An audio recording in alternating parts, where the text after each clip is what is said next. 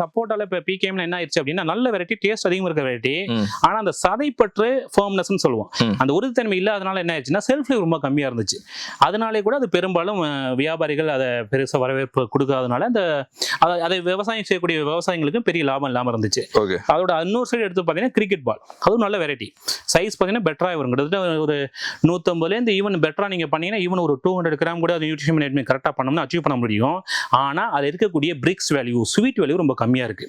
So இந்த side நமக்கு size கிடைக்க மாட்டேங்குது, டேஸ்ட் இருக்கு. இந்த சைடு சைஸ் இருக்கு, ஆனா உங்களுக்கு டேஸ்ட் இல்லை. இந்த முக்கியமான காரணங்களாக தான் சப்போட்டாங்கிறது இது வரைக்கும் பெரிய லெவலில் வரவேற்பு இல்லாத ஒரு கிராப்பாக இருந்துகிட்டு இருக்கு.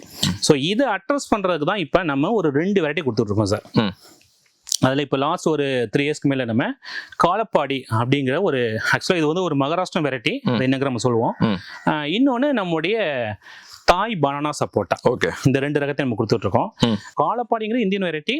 இது கிட்டத்தட்ட பார்த்தீங்கன்னா சைஸ் பார்த்தீங்கன்னா உங்களுக்கு ஒரு பம்பரம் மாதிரி நீங்க கன்சிடர் பண்ணிக்கோங்க. மேலே வந்து பெருத்தும் கீழே சின்ன ஒரு கூம்பு மாதிரி வரும்.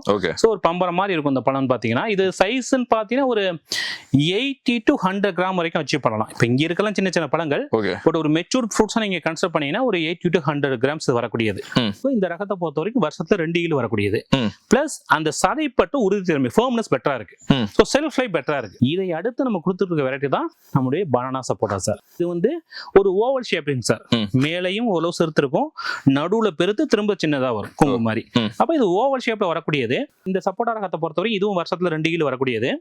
அதே மாதிரி உங்களுக்கு சைஸ்ன்னு பாத்தீங்கன்னா 150ல இருந்து நீங்க ப்ராப்பர் நியூட்ரிஷன் மேனேஜ்மெண்ட் பண்ணீங்கன்னா ஈவன் 200 கிராம் வரைக்கும் இதுல அச்சீவ் பண்ண முடியும்.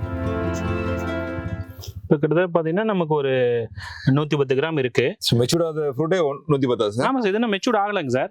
பட் ஆக்சுவலா பார்த்தீங்கன்னா நமக்கு இந்த பழத்தை பொறுத்த வரைக்கும் பார்த்தீங்க அப்படின்னா ஒரு 150 or 180 வரைக்கும் நம்ம ஈஸியாக அச்சீவ் பண்ணிடலாம். நியூட்ரிஷன் மேனேஜ்மெண்ட் கரெக்டாக இருந்துச்சுன்னா அந்த சைஸ் நம்ம அச்சீவ் பண்ண முடியும். ஸ்வீட்னஸ் வேலையும் பெட்டராக இருக்கும். நமக்கு அந்த சொன்ன மாதிரி சதைப்பற்று நல்லா ஸ்ட்ராங்காக இருக்கும்.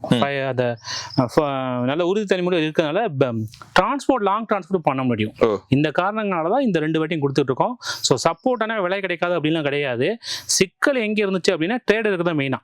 ட்ரேடர்ஸை பொறுத்த வரைக்கும் ரொம்ப விரும்ப மாட்டாங்க. ஏன்னா அதில் ஆல்ரெடி இருந்த ரகங்கள் எல்லாமே சைஸ் சின்னமாக வரும், செல்ஃப் லைஃப் இருக்காது, இல்லை ரொம்ப பெரிய சைஸாக இருக்கும், ஸ்வீட்னஸ் வேலை இருக்குது. அதனால தான் சப்போர்ட்டா பெரிய வரவேற்பு இல்லாமல் இருந்துச்சு வழிய.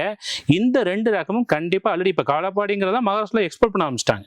அது அங்கேருந்து வந்த ரகம் தான் நல்லா போயிட்டு இருக்கு. இப்போ பனானா சப்போட்டா ரீசெண்ட் இயர்ஸ்ல எல்லாரும் கல்டிவேஷன் பண்ண ஆரம்பிச்சிட்டாங்க. இதுக்கும் நல்ல எக்ஸ்போர்ட் வேலை இருக்கும், நியூட்ரிஷன் வேலையும் நல்லாவே இருக்கு. அதனால தைரியமா இந்த 2 ரகங்களையும் விவசாய பெருமக்கள் விவசாயம் பண்ணலாம்.